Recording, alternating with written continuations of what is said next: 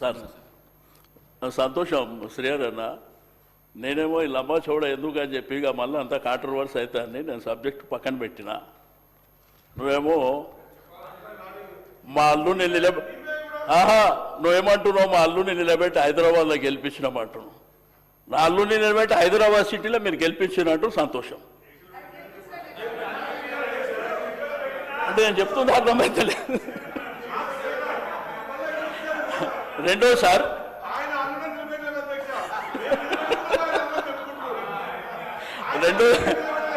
రెండోది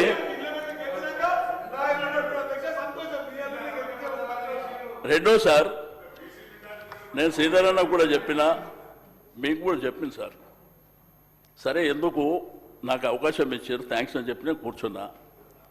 అన్న మళ్ళా పాత విషయాలకే పోతుండు, ఇంప్లీట్గా అమ్మన్నా అవి జడ్జిమెంట్లు ఉండే అధ్యక్ష.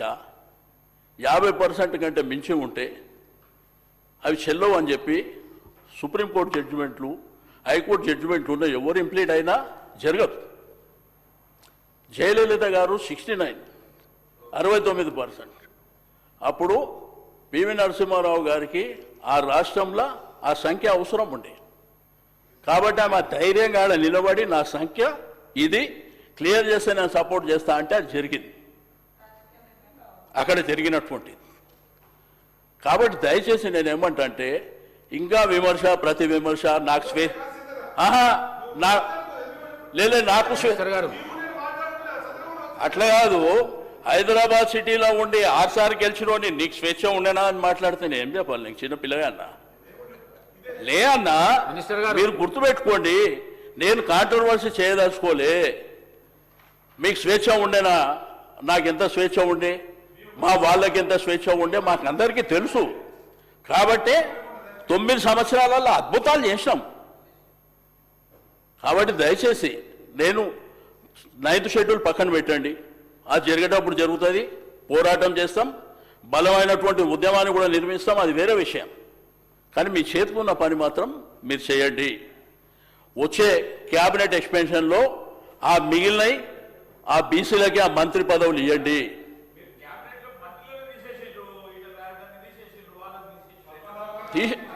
తీసే శ్రీధరన్న అన్న సార్ ఇప్పుడు తీసేసినా మేమే వచ్చినాం, తీసినా మేమే వచ్చినాం. కాబట్టి అదే తీస్తే కూడా మేమే వచ్చినాం సార్. ఇదంతా రెగ్యులర్ ప్రాసెస్ గవర్నమెంట్లల్లా. నేనేమంటున్నా, నువ్వు మంత్రి అవుతావా లేకపోతే నువ్వు కొట్లాడుతావా? 2 సంవత్సరాల 4 నెలలు నా 2 మంత్రి పదవులు ఉంటే మా వాళ్ళు వాళ్ళ గౌరవం పెంచుకుంటుంటే ప్రజలకు మేలు జరుగుతుండే అనేది నేను కోరేది అధ్యక్ష. ఇవేమో మీ చేతుల పనులన్నా, అదేమో మన చేతిలో లేని పని. బీసీసీల ప్లాన్ మన చేతిలో పని. రెండోది ఫీజు రియంబర్స్మెంట్ మన ఖజానా పని. 20,000 కోట్లు అది మన చేతిలో పని.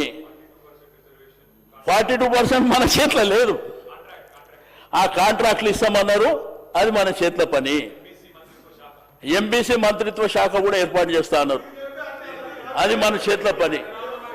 కాబట్టి అవన్నీ చేయాలని నేను కోరుతున్నా. అంతకుమించి మీరు చెప్పినయే మీరు కామారెడ్డిలో చెప్పినటువంటి నేను చెప్తున్నా.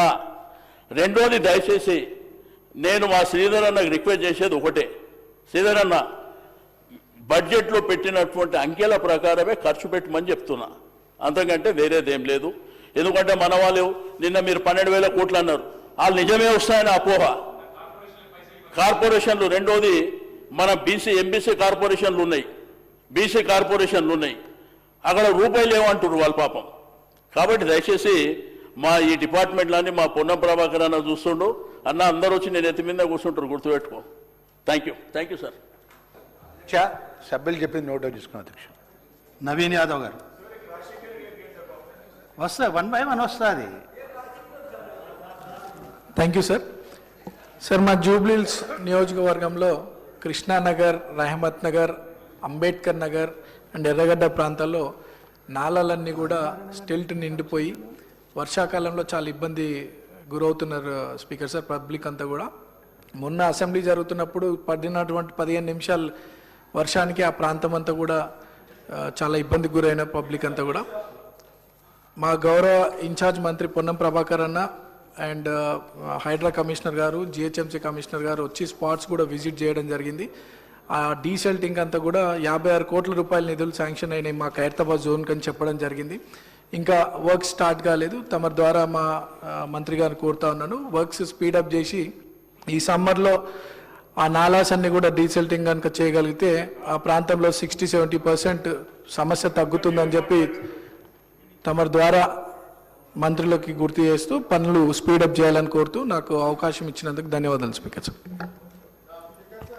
అధ్యక్ష సభ్యులు చెప్పింది నోట్ డౌన్ చేసుకున్నాను అధ్యక్ష. ఆదినారాయణ గారు.